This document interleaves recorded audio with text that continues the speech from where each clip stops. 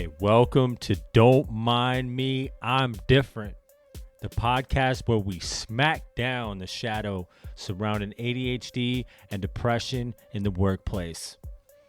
I'm Ron, your ADHD guy, and I'm here to be your guide, your voice, and your reminder that you're not alone. I got your back. Each episode will unpack the real struggles, share powerful tools, and build strategies to help you stop seeing it as a problem, but a true force to be reckoned with. Together, we're making it cool to be different. Hey there, my ADHD explorers. I'm Ron Souers, your ADHD guy. And welcome back to Don't Mind Me, I'm Different. In this episode, we're diving deep into a topic that's often tossed around but rarely felt. Mindfulness. Not the vague kind, not the Instagrammy kind, but the kind that brings you a real change in how you see yourself. We'll explore what mindfulness really means, why it matters for ADHD and depression, and how science backs it all up. From the autopilot mind to the monkey brain, from a deep dive into literally brain-changing research, we'll explore why mindfulness isn't just about awareness. It's about a powerful shift in how you relate to yourself and with the world around you. Stick with me until the end. I promise it's worth every breath.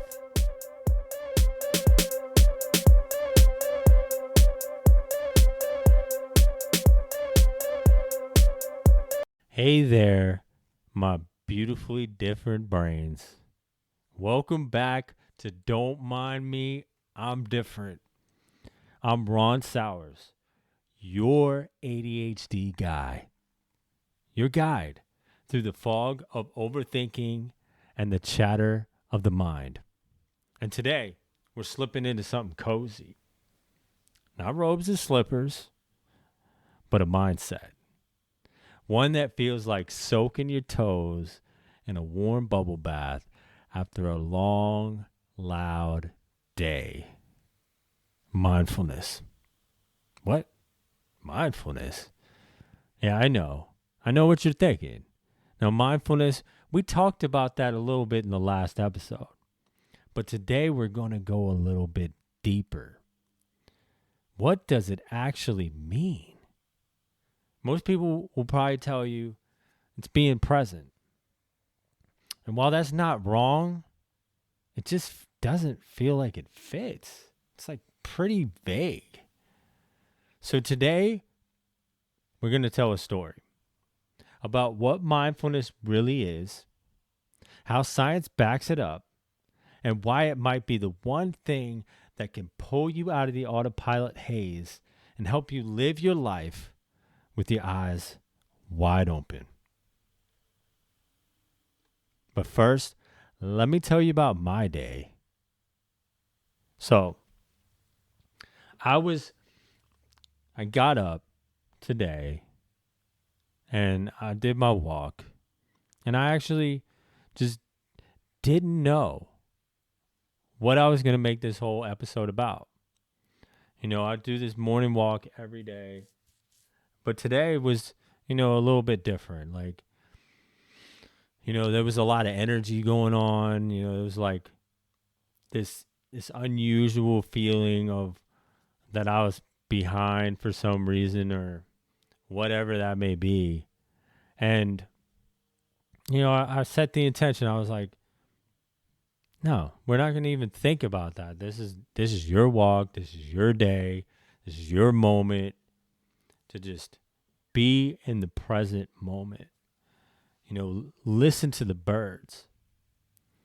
And I've only been able to get that way by taking that walk and intentionally listening to the birds, and not feeling anything, not feeling connected, not understanding what is even the value of the present moment. But through that practice, like, I've been able to feel like an absolute well, not an absolute, but like a very deep connection with the world that I'm living in. And that's huge. Like, that's something that I've never been able to feel. Like, I've always been, either thinking about what I need to do or what I haven't done. Like as if those moments are going to be better, if I get this or if I get that. And I understand, like, that's completely normal for most people. But it's like, it's something that has been such a powerful shift in my life, is like just listening to the birds and saying hi, or feeling my feet on the ground, and that connection. Like, I'm actually a part of the world. Because what I've been able to understand from all of that is, like, if you can't enjoy the present moment, and I know that may be hard because I was there, like, what's the value in this moment? It's boring, right? But like, if you can't enjoy this moment, what makes you think that you'll be able to enjoy any other moment? Something to think about.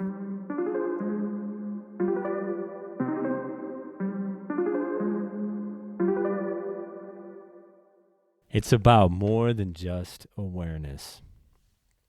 Mindfulness is often summed up as awareness, but the real definition comes from John Kabat-Zinn, who describes it as paying attention on purpose, in the present moment, and without judgment. Sounds simple, right? But practicing it, that's a whole journey in of itself.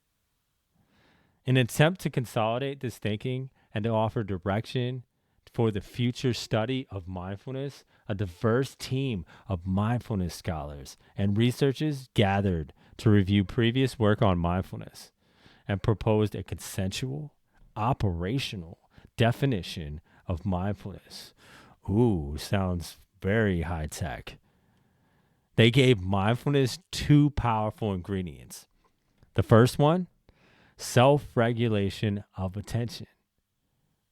The second part, an attitude of curiosity, openness, and acceptance. There we go with that acceptance. Think about that. Not just focusing, but focusing with compassion, and not just noticing, but noticing with curiosity and acceptance. In fact, the acronym COAL, it's COAL, sums it up beautifully. Curiosity, openness, acceptance, love. It's something that I would dare you to try in your daily life. Give it some time and see how it feels, like you've stepped into a whole nother world.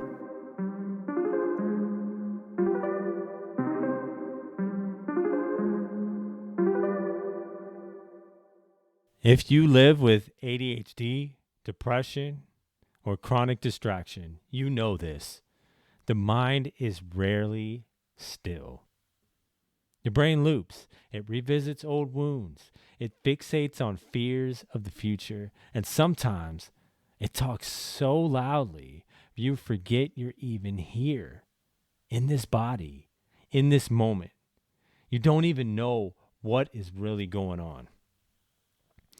Mindfulness isn't something that makes the noise just magically disappear. It just helps you listen to it in a whole different way. A powerful perspective shift. And science agrees.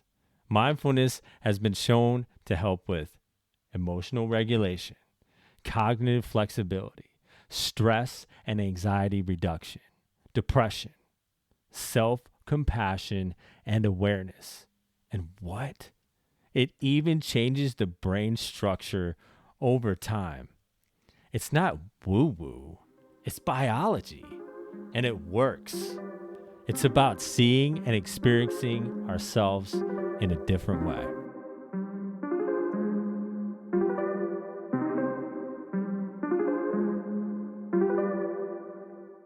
William James, sometimes referred to as the grandfather of positive psychology, compared the human stream of consciousness to the life of a bird that includes flights and perching. The perching are the present moments, and the flights are the spaces between the perches that are not accessible. So what does all this mean? The present moment is highly transient, and at the same time, it's vitally important.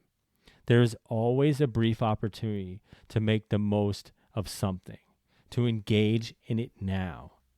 And at the same time, when one realizes that moment is gone, one is in another moment to cherish, to use consciously, or to simply be connected with. So let's take this moment together to connect to this present moment. So breathe with me. Deep. Exhale.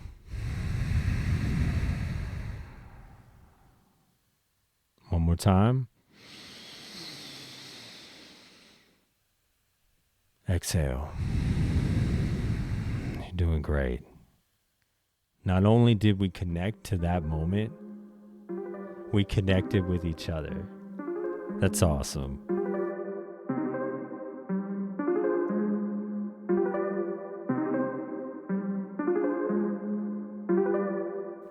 In a world where every second counts, our brains are built for autopilot.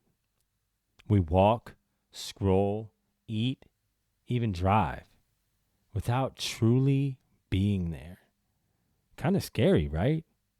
You ever drove past your exit that you take every day and wondered, what just happened? How did I even miss that?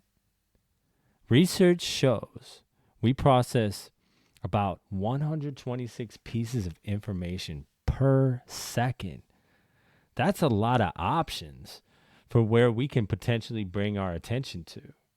However, most of that flies by unnoticed, and for good reason, because our brains would probably explode from the information overload. Csikszentmihalyi adds that the majority of our thoughts are the same as they were yesterday. Thus, our habitual mind is simply recycling old thoughts, difficult interactions, painful memories, and trivial experiences. Here's a quote that hit me hard from one of my favorites. Some people die at 25 and aren't buried until 75. That's Benjamin Franklin, my dog. Mind wandering is not without its risks. When we are mindless and lost in our thinking, we lose touch with our internal and external environment. Two things often result. One, we miss the details. In many instances, the positives of life. Two, we miss opportunities to grow or challenge ourselves. In a study by Killingsworth and Gilbert in 2010, they concluded that a human mind is a wandering mind, and a wandering mind is an unhappy mind. The ability to think about what is not happening is a cognitive achievement that comes at an emotional cost. This is where it gets complicated, though, because our autopilot mind isn't all negative. We should actually be humbled by it, attempt to be acutely aware of it, and even praise it.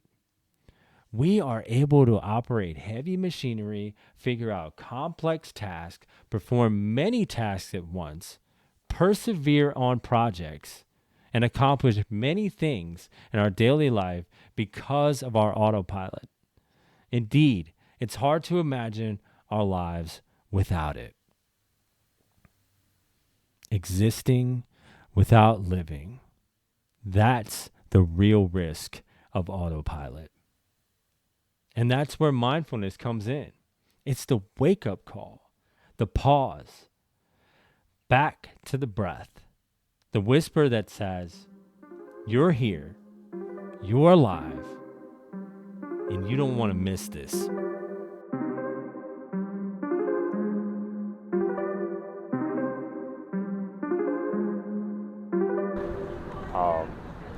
And that's like the autopilot mind. Have you heard of that term? No, I haven't actually. Yeah, it's actually like what we do, like when we drive, when we eat, when we walk, when we're doing something that's like doesn't take a lot of, like, we've done it so many different times. So it's like our brain is so amazing in that capacity that it's like a pilot in the sky. Like our brain just, you've ever like driven past your exit and you're like, what happened? Yeah, definitely. Yeah, but you're still safe. Yeah. So it's like, it's kind of scary, but it's also like, it's very beneficial, but it's about like understanding that you can miss out on life if you are consumed by that autopilot, and being able to like break from that, is a huge thing in my life, like, because for me it was like the present moment is pretty boring. But like once I've started doing it, it was like, I feel like if you can't enjoy the moment now, what makes you think you can enjoy any other moment? That's a really good point. Focusing more on what we have in the present moment. Yeah, and what we have just right now, and being happy with that, is huge. We're just existing. No, yeah, that sounds really interesting, thinking about it in that way, especially after what we were talking about earlier with like the whole mindfulness thing. So, yeah. Like the strength-based approaches with like even just being intentional about what you're doing and like figuring out what that means. Like not really there.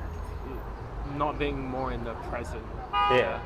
I think that's a very I've never really heard of the autopilot. Yeah, autopilot. So, I mean, it gives rise, I guess, to a lot of like how do I say it? Like, it's not really a distraction, but like it's just something like you turn your mind off while you're doing a certain routine task, right? If I understand it correctly. Yeah.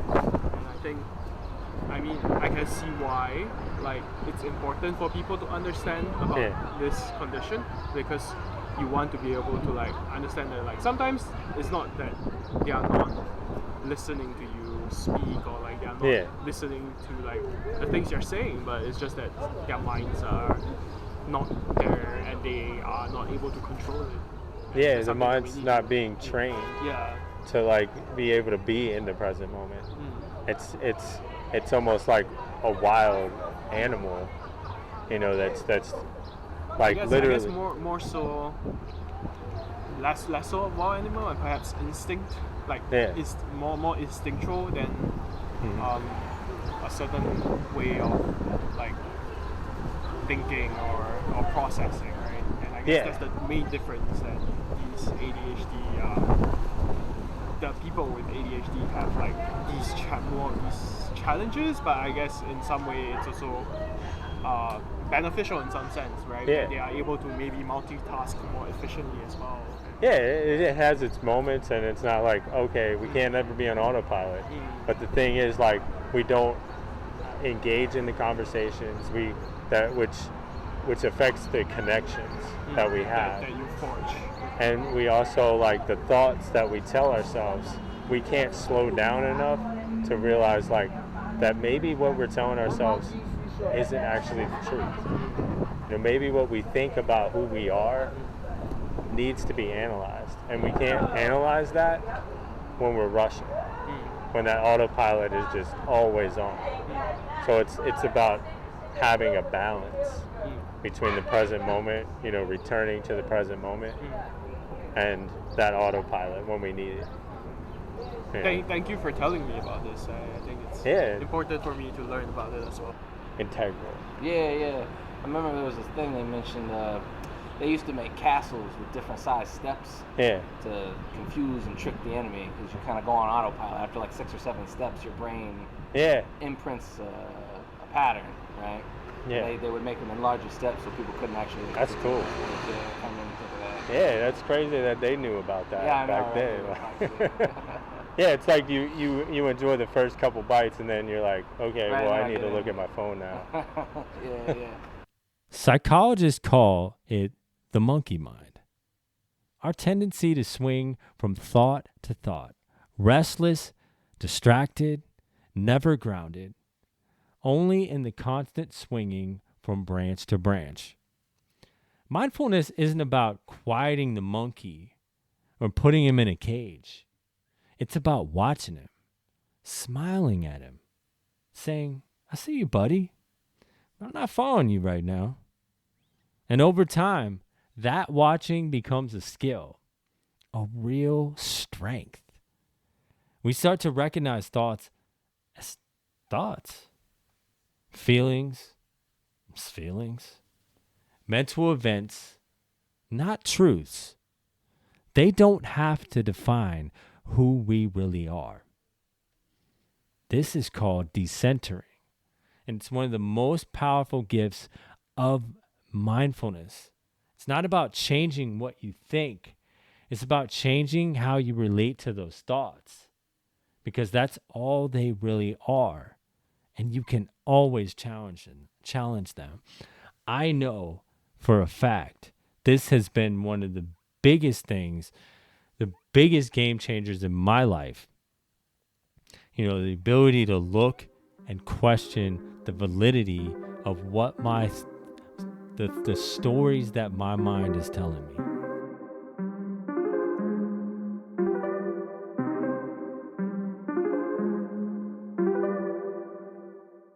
Researcher Ruth Baer outlines some of the reasons mindfulness is so powerful. This is the science. Exposure. Sitting with fear instead of fleeing from it. Being with that fear helps to create an opportunity for change, to explore it through non-judgmental observation. This is particularly important for anxiety conditions. I know for me, what really helps is actually like when I'm feeling afraid or feeling anger, like I question, what am I really afraid of? Where is this actually coming from? I see it as an opportunity to understand myself deeper. Cognitive change. Seeing thoughts as temporary, not absolute. Fostering a non-judgmental acceptance and metacognition, which is thinking about your thinking. Crazy, right? This is particularly important in depression and eating disorders. I know for me, this has really helped as seeing those thoughts.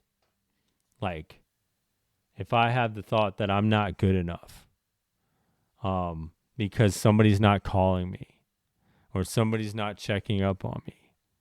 Yeah, that's a legitimate reason, but is it true? Is it really true that I'm not good enough? I can ask that. And if there's no evidence to support that, I can see that as just thought. It's not an absolute. Self-management. Replacing self-criticism with self-care. This is critically important for depression. And I know for me, with self-regulation, you know, and continuing to be kind to myself by doing things and saying it's okay to feel that way, even if it's depression, you know, it's okay. That's what you're feeling right now. Let's explore where this is coming from and then ask those questions. Relaxation. Letting go physically and mentally. Physiological relaxation. Slowing down. This is particularly helpful for stress and worry. I know this has a deep impact on my life. I've been slowing things down for a long time, and it was one of the first things that my therapist had suggested to me, and meditation takes it. Mindfulness takes it that much further, because like I'm able to like create this space, and when I have those formal practices of mindfulness for like 5, 10, 15 minutes before work, that is like key. It just really helps change the dynamic of my day. Emotional regulation, feeling without overreacting. This involves not trying to decrease or change emotions, but increasing awareness and acceptance of emotions as they come, thereby decreasing emotional reactivity and promoting responsiveness. This is huge. Like, I've tried to fight these emotions or ignore them or deny them, and that never works. I can't control what I'm feeling. I can only look at it and not be like, well, I'm feeling this again. Having that exploratory mindset of like, well, where is this coming from? What is this telling me? And self-compassion, meeting yourself with warmth instead of judgment, involves taking a kind and friendly approach to oneself that manifests as love, understanding, and gentleness. A study of MBSR, which is mindfulness-based stress reduction and waitlist control, also found mindfulness and self-compassion to be key processes of change. Kang, 2012. This is huge, and I'm going to go more into kindness and that kindness movement that I really want to get started. We need to get together and teach each other how to be more kind, whether that's, giving somebody a compliment or, writing yourself a thank you note or whatever that looks like, or giving yourself, a chance, a guilt-free nap, whatever that looks like. And I would love to hear if you've got any incredible ways that you've been kind, because this world needs a lot more kindness and self-compassion. And neuroscientists, they've seen actual changes in attention, memory, and even brain structure in people who practice regularly. This isn't just about feeling better. It's about functioning better in your work, your relationships, and your sense of self.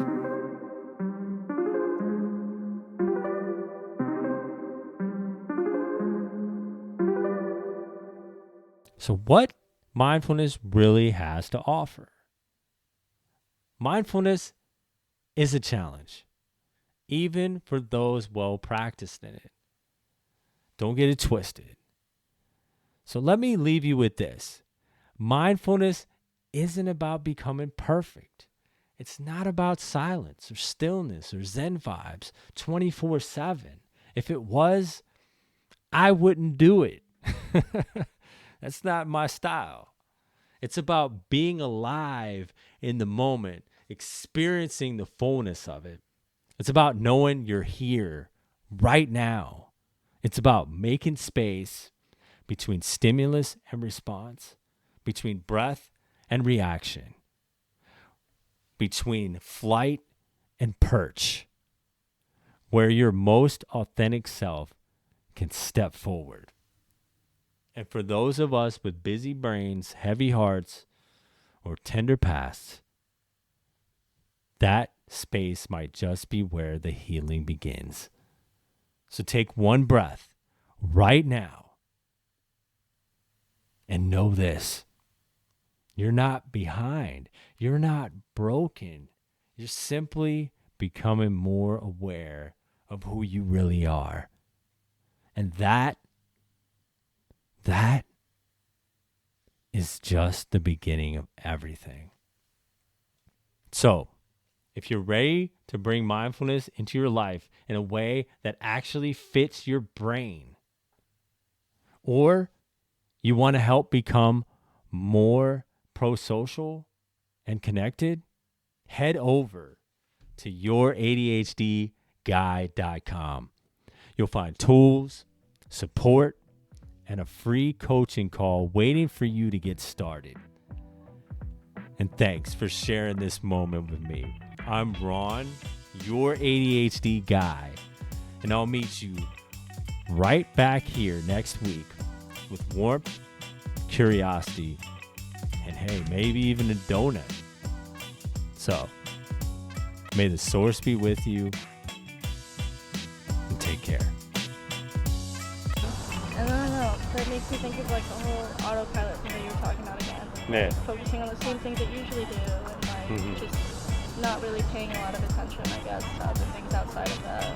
I don't know, and I feel like something that I've had to make peace with as like someone who has ADHD and like is just neurodivergent in general, it's just like making peace with the fact that like I do have my own timeline, you know? Yeah. And like sure like I have had opportunities that I did not take. But that doesn't mean that like